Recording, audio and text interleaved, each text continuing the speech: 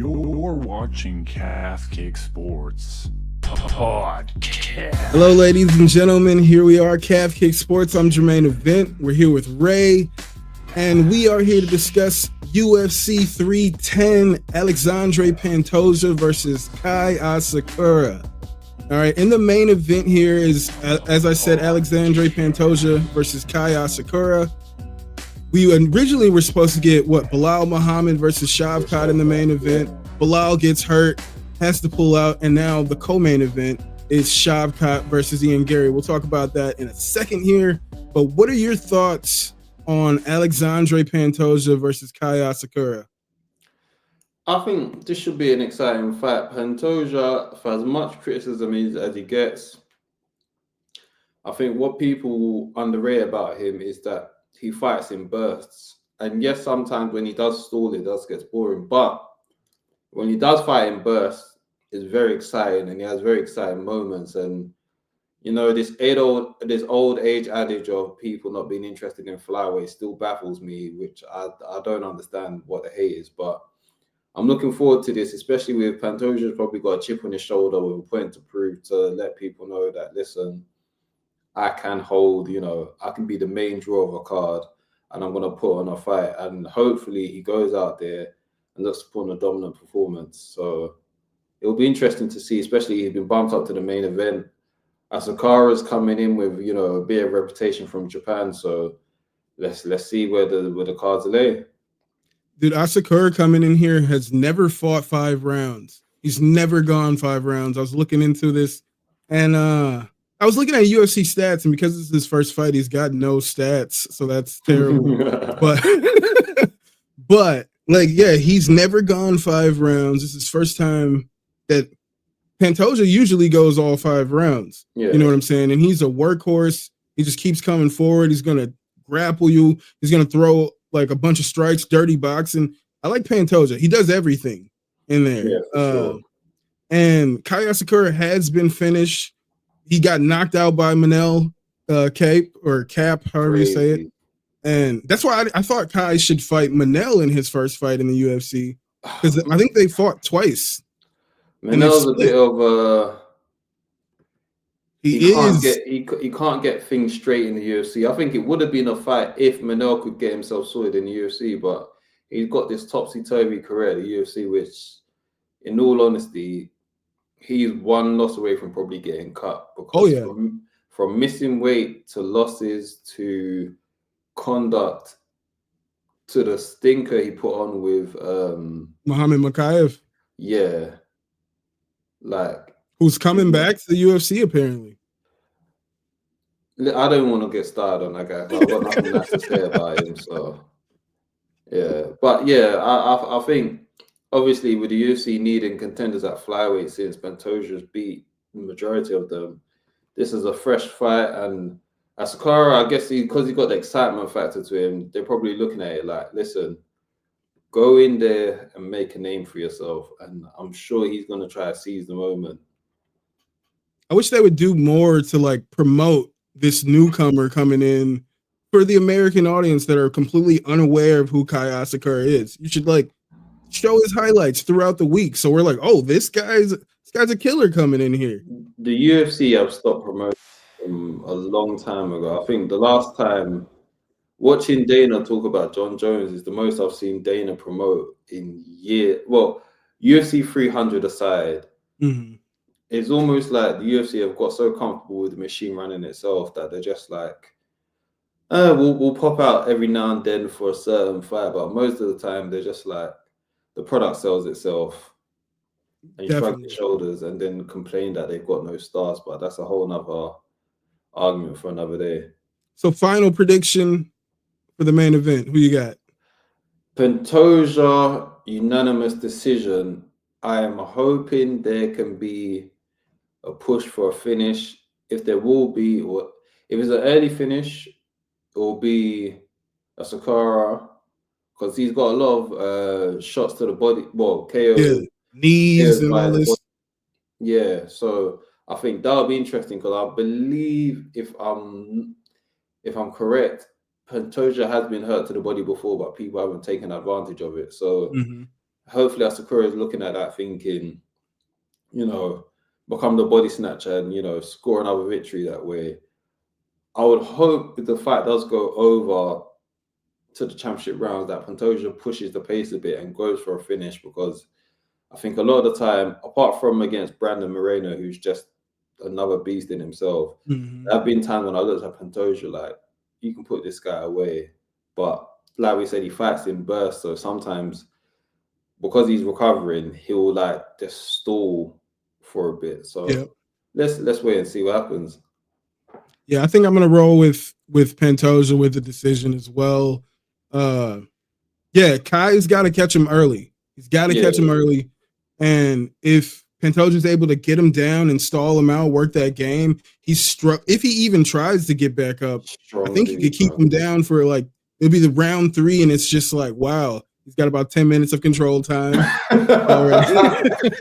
And this is just what the fight is gonna look like. So I'm definitely rolling with Pantoja to get it done by decision, for sure. If not submission.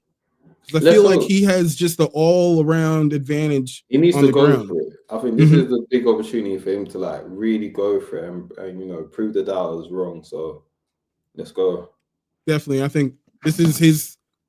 When else is he going to get a main event? All right, that would never happen if we didn't lose a fight. Trust him, and I don't. This is harsh. I don't blame the UFC because the history of the flyweight division has shown that they just struggle to headline. So putting them in co-headline situations has been the best solution. But like we said, we hope that end of year card, he goes in there with the aim of, I'm going to put on an exciting fight, because he's got his title defenses in. He's really, you could say he's lapped the division. So he might as well put a cherry on top and make this an exciting fight. So let's hope so. Let's do it. And in the co-main event, we have the 2 undefeated welterweights, Shavkat Rakhmonov versus Ian Machado Garry. Who you got in this fight? Some people are saying this is the people's main event. This fight right here, leaning towards Shavkat. Although I'm excited to see with Ian Garry, I feel like this is a situation where now we're going to see the real you. He's got, a lot of the gimmicks have gone dry, a lot of the gimmicks have gone stale. But this is a situation, I think, how the fight came up puts Ian Garry in a good light, because you stepped up when the company needed you. Now is your time to shine. Are you really the next coming of who, we're not going to mention his name because he's going through a lot of stuff right now. But he's tarnished. Tarnished. But who, hopefully not the second coming. not the second coming in terms of behavior after the success, but on his way up, these were the type of fights that he took against, for example, Chad Mendes and such, where he just went in there and he put on a performance for the ages. And now, Shavkat is no Chad Mendes. This is a whole other mountain to climb. So now is the time to show all the tools that you've been working on, all the hype that's been behind you. Let's see if it's real, because some people in our group chat have said, is this the second coming of Darren Till? And let's all due respect to Mr. Till, but let's hope not. Let's hope that he's able to exceed. But against someone like Shavkat, who's a beast in striking, a beast in grappling, it will be interesting to see who pushes who to take their own.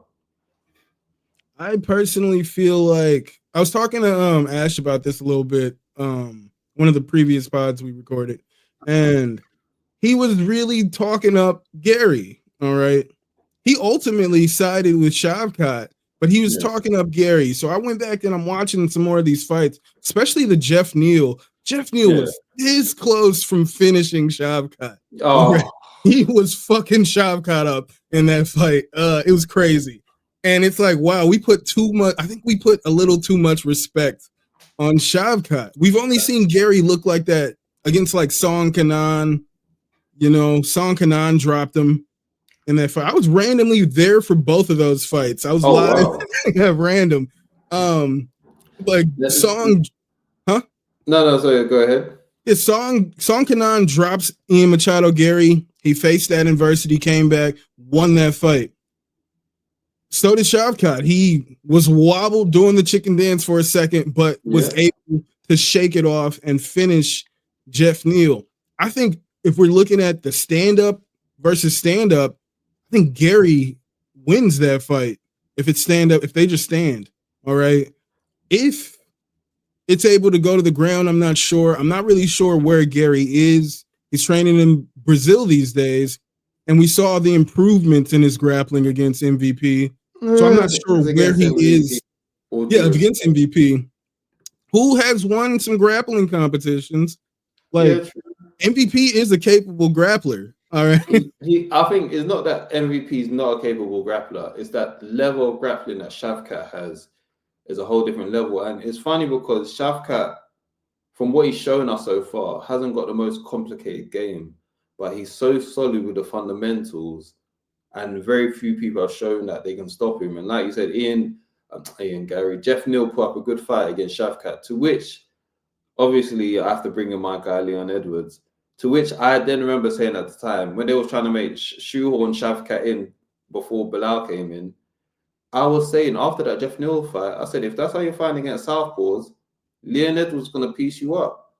So obviously Bilal came and spoiled the party. Shout out to him, and we wish him a speedy recovery and want to see him fight. But Shavkat, I think this, as much hype as we have put onto him, I think this is going to be a good showcase of, let's see if you've improved, because Jeff Neal showed a few holes, still got the win, so you got to give him credit.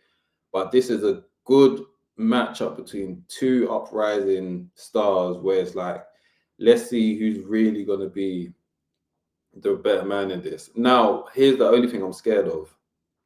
This could be such a boring stalemate of two guys that are too weary of each other. Well, not even weary of each other, too cautious of each other. I don't think Shavkat's going to do that. Shavkat, the way he fights, he has no respect for his opponents. He just keeps coming forward. I don't think that's going to happen. Let's hope so, because if not, we might get MVP versus Ian Garry repeat of Ian Garry just doing enough. I don't know if he's got the tools to impose this game, but this is why this matchup's exciting, because I want to see, will Ian Garry go in there and impose this game, or is he just going to go in there to look to win in a way of, I don't care about being exciting, I just want the W? I think that's what he's going to do. And honestly, man, when I watch Shavkat not be able to take down Jeff Neal, when I watch him struggle to take down Wonder Boy, it makes me feel like this fight is Gary's fight to lose, honestly. I think Garry is going to win this fight. That is where I'm rolling. Machado Garry is going to take Shavkat's O. Do you know what? I respect you jumping on that ledge. I absolutely. And for the sake of excitement for the division, I'd like to see that happen. However, if Ian Garry gets past Shavkat, I don't know how he deals with. I knew Bilal was good, but the levels that he went up in that Leon fight, I don't know if anyone beats Bilal at the moment if Ian gets through, but we shall see. It's a big if, but I will lean towards Shavkat. But if Ian wins, I won't be too surprised. These two have also sparred before. This gym has got so many different. Is it still Killcliff? Because I know they've changed. I think it is Killcliff. I know that they were, sparring in Killcliff for a while. Like all the welterweights train at the same gym. Yeah, all of them. Even Usman's there as well. So it'll be interesting to see who. Sometimes what happens when people have sparred before, then they get tentative when it comes to the fight. But let's hope that they both go in there with a point to prove and put on a good fight. So I'm going to lean towards Shavkat, but I'm hoping Ian Garry comes and steps up to at least put up a good fight and prove me wrong. I don't like Garry, so I want Shavkat to win, but I'm rolling with Garry to win. That's my official pick. I respect it. So another fight on the card, Battle of the Heavyweights, Cyril Gane versus Alexander Volkov 2. What do you got in this one? Gane. This ain't even. If Gane is who I think he is, he goes in there. It might be a unanimous decision or a late stoppage. He hasn't got the knockout power of most heavyweights, but I feel like he's evolved enough. We might even see his grappling game because there was a lot of criticism before about how his grappling game was very amateur, that his submission game was very amateur in terms of like what he was doing against, against Ngannou. Francis. Yeah, it came across more like doing moves out of desperation. And to his own credit, Gane came out and said, listen, before us as a fighter, he used to train. Basically, he used camp as a way to learn new stuff. When if people that's competed before will tell you, camp is where you do the repetitive things of what you already know. You don't use camp to learn new things. So after the John Jones loss, he went to the drawing board. He's been saying that he's fallen in love with MMA again and started to learn new things. I still think he'll be a future champion. As much as people are talking about John Jones and Aspinall, I feel like he will go down the Oliveira arc, where this is a guy who was tired for good things, had a bit of a bumpy road, but he will come back and be champion again and be the best that he can be. And this should be the fight where he marks his Oliveira arc. Yeah, this should be I think this should be pretty similar to the first fight. I don't think there should be much different in this. I'm definitely rolling with Gane. I was just looking at Alexander Volkov is 38-10. Yeah. All right, Jesus, how can you do that many fights? The crazy. Who is his best friend that he beat in his last fight? Pavlovich. That was so sad. All his aura is gone, dude. The UFC was so bad for that. They shouldn't have made that fight. That was wrong with them, man. They didn't want to fight each other. They training partners, really good friends. Then they were about to fight each other after the fight. Well, no, Pavlovich wanted to fight because I get it, because it kind of just like you ruined your training partner's dreams, and it's one of those fights where you normally only want to do that if it's for the title. You don't want to do that on the way up. Mm-hmm. It's sad reality of it, but is what it is. But yeah, Volkov has a lot of mileage, so let's hope with Gane's limited mileage, he goes in there and just runs him over. No offense, Volkov. No, Gane doesn't fight that often, though. Apparently, I saw him get interviewed by Ariel, and he was saying that he was meant to fight soon after he fought in September, but then obviously he had the obligation of, I think he's recorded a Netflix film or something, which, shout out to him. There's a lot of people that criticize it. Listen, man, these MMA fighters don't always get paid the greatest. Go secure the bags if other ones come. So he went in there, he secured the bag, and then now he's back to fighting again. So I think now he's determined with the short window that he's got to like maximize it. So let's hope that he lives up to the potential that he has. And I don't think he's going to need to show too much grappling in this one anyway. Like, I don't think that's going to be a factor against Volkov. I think he might pull it out like later in the rounds just to flex a bit and mix it up. But let's hope we see what he's been learning. I like Volkov. I think whoever is handling him should not have taken this rematch.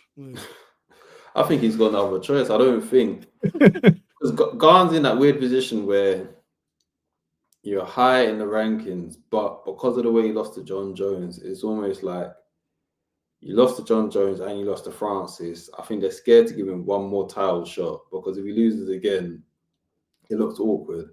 But I also still do believe that the UFC have high hopes in him. So let's hope that he gets through this fight. Volkov, I'm sorry it had to be you. And we should hopefully get Gane versus the winner of Aspinall versus Jones. If that fight happens. It needs to happen. I don't think it happens. They will have to strip Jones. They have to strip Jones if he doesn't take this fight. And Jones can go fight Pereira. If he wants to fight Pereira, let him have the money fight with Pereira. But he said that. He's saying he recently said he's down with relinquishing the belt before he announces his retirement. I'm happy with that. I just want the division to move forward with itself in general, whether it be Jones or not. If Aspinall has to face Gane, then so be it. But yeah, just hurry up and get over with. Definitely. Or give Jones the big money contract he deserves. Yeah, pay him like he should. Yeah, for sure. Pay him whatever he wants. You guys make billions off of this. Exactly that. All right, so the fight that I'm most interested in, I think this fight should be a 5-round fight, if not co-main, a main event somewhere else, at least at the Apex. We have Movsar Evloev versus Aljamain Sterling in a 3-round fight on the prelims. Who do you have in this one? The disrespect. But I am going with my main guy that I've been going with for a long time. So I guess it's until the wall fall off. Sterling. Let's go, Funk Master. Let's go, Funk. He got screwed over the Sean O'Malley situation. He took it in his grace. He done it. For me, when people chat rubbish about the Calvin Kattar fight, I thought it was a fantastic performance from Aljamain. Oh, he dominated. I thought it was a fantastic performance from Aljamain. Calvin was in there to survive and not win. And Aljamain can only, you can only fight someone that wants to fight you. So this will be an interesting fight because for Moz, I always mess up how you pronounce this name. Just Movsar. Movsar, he's been a weird enigma 145 of people have avoided him, but we also don't know how good he is. And with Aljamain, I also think he knows he's on borrowed time where he's getting older and is now or never to go for that 145 belt. So I want him to at least get the title shot. I think Topuria would win, but I at least want him to try for a double champ status. And I feel like this is the very best fight in the division. And if he beats Movsar, he's the number one contender after Diego Lopez or after they clear up the traffic at 145. What say you? Yeah, I think whoever wins this fight is definitely the number one contender. I think ahead of either Diego Lopez or Volkanovski. I'd like to see Volkanovski get a win. Yeah, go out there and fight. It's an awkward one because I understand the UFC's part of Volk, where it's just like you have been a pound for pound guy. You've done the company a solid on so many times. So their thing is like, let him get a rematch with Topuria.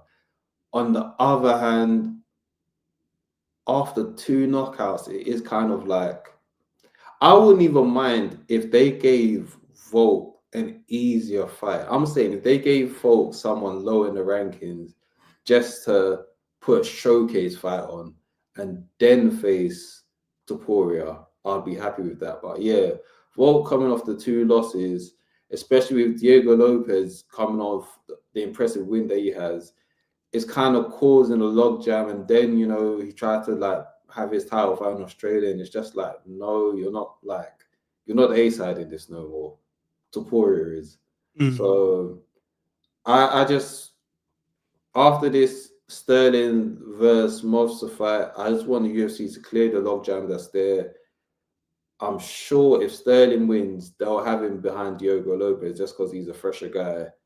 So I just hope that they can clear up the division after that. But yeah, it's so much weight that might be the potential for Sterling. So he might actually have to have a fight after this if he does win. Yeah.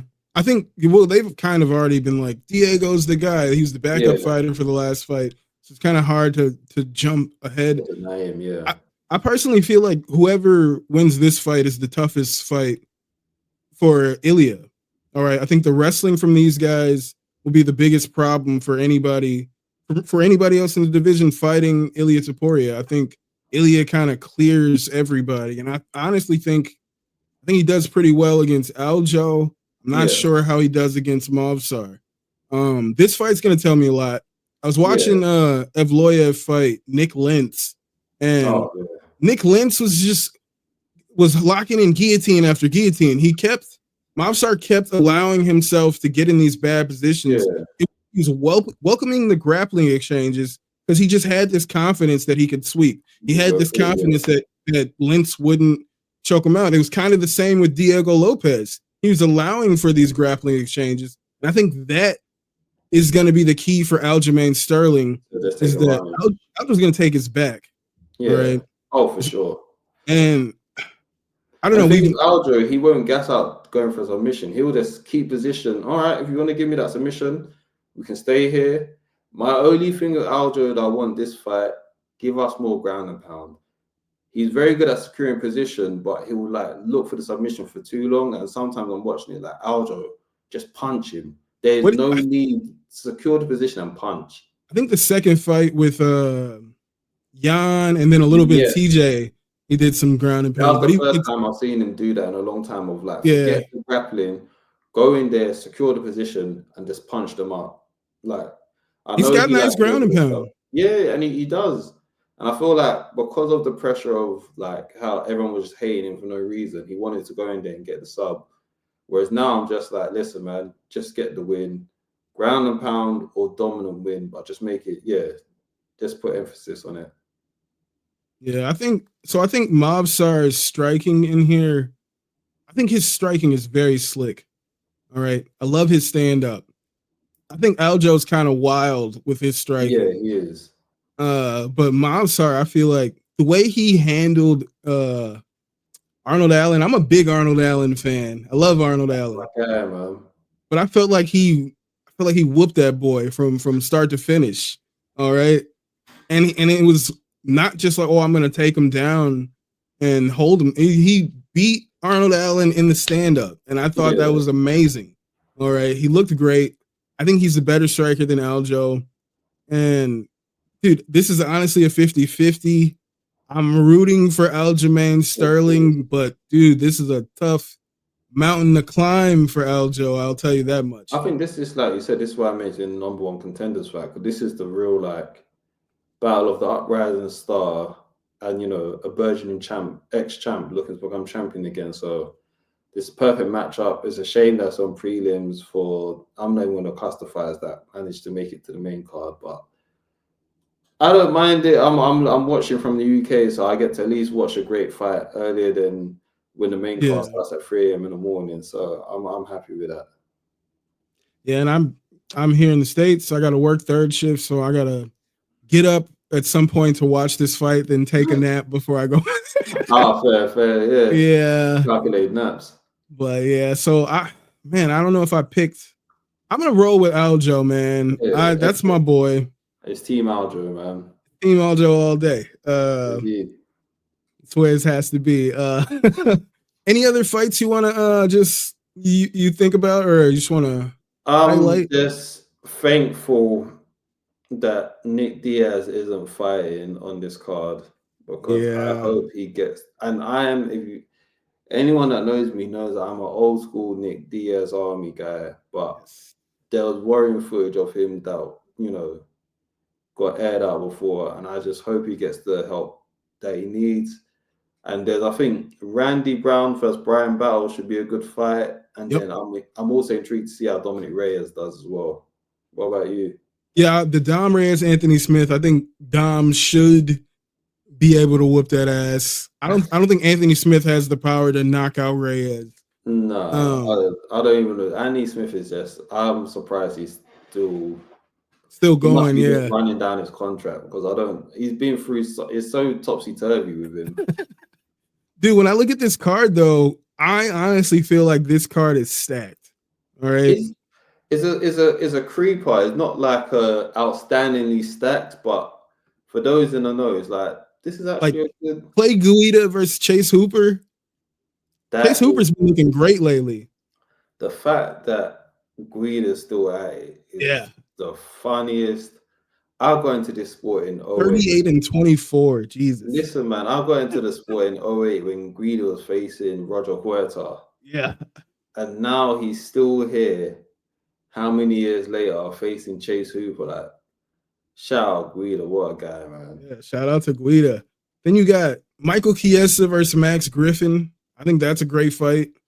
I'm rooting for Chiesa for that one. Hopefully he does it. That's my guy. Weidman, Eric Anders rescheduled that fight. No comment. But then, Themba and Luque, that's an interesting fight. I think this is a really good card. It's a very decent watch. Nice end of the year. I think nice contingency from obviously what was planned before. So hopefully end the year on a bang, and there's a good card all throughout. Well, we're going to end the year on a banger with my boy Kobe raising his hand, Oh, we're going to end on a good note. Oh, my gosh. I don't even... No comment, man. Love me some Kobe, and he's going to whoop Buckley on the 14th. The battle of the trolls, man. Whoever wins, that's going to be the ultimate troll. So. Oh, yeah. Yeah. Oh yeah, I love it. More than bragging rights for that fight. Indeed, it is. But that's all we got for UFC 310, ladies and gentlemen. Thank you so much for being here. I'm your boy Jermaine, Ray, and we'll see you guys next time. Peace. You're watching Calf Kick Sports Podcast.